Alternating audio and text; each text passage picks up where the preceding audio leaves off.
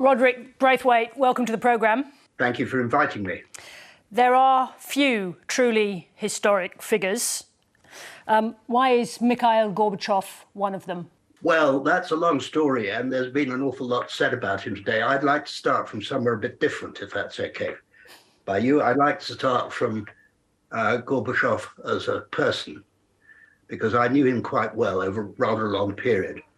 And I first met him in 1984 when he famously came to Britain, and Mrs. Thatcher said, "I like Mr. Gorbachev, I think we can do business with him."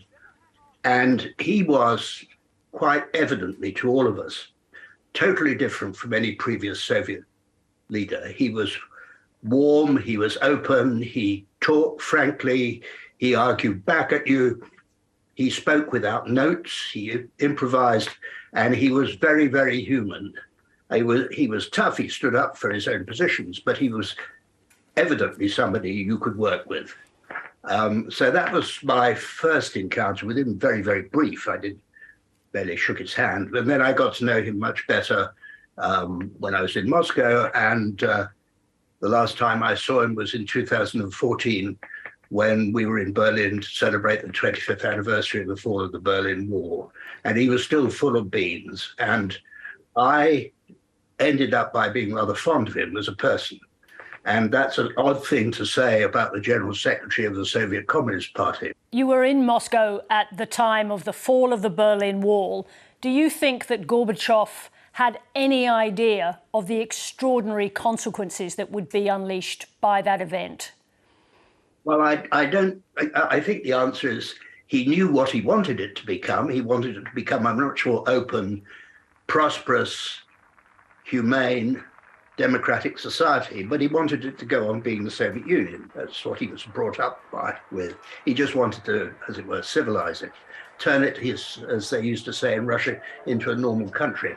And of course it didn't work. But I think my point about saying the place was in a mess anyway is that I don't think anybody could have made it work. Did he talk to you at the time about what would happen when the wall fell down? Did you have discussions about what would become of Europe and what would become of the Soviet Union? By then, I think it's also important to recognize he was in a very, very weak negotiating position vis-a-vis the Americans. The wall came down. He had already told the East Europeans that they'd got to run their own affairs in future. They'd got to sort themselves out. He was not going to send the troops in, which was also a very important thing. Then the wall came down, and the question immediately arose of the reunification of Germany. Well, he hadn't expected that to happen, he said, for 100 years. And to do him justice, neither had anybody else, including Chancellor Kohl of Germany himself, and certainly Mrs. Thatcher, who was thoroughly opposed to the idea of German reunification.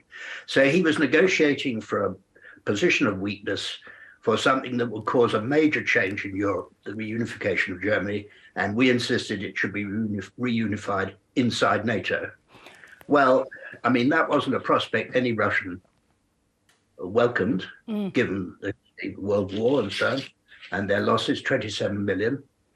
However, he recognized reality, he recognized he couldn't oppose it, and he signed a deal for which Russians now criticize him. They say he was weak. I don't know what the alternatives would have been. Send the tanks in Germany.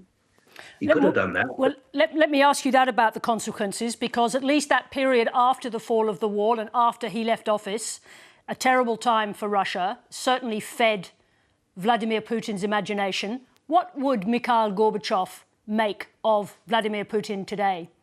When Putin came to power, he was following Yeltsin, who was drunk, disorderly, and had lost control of the country and its economy.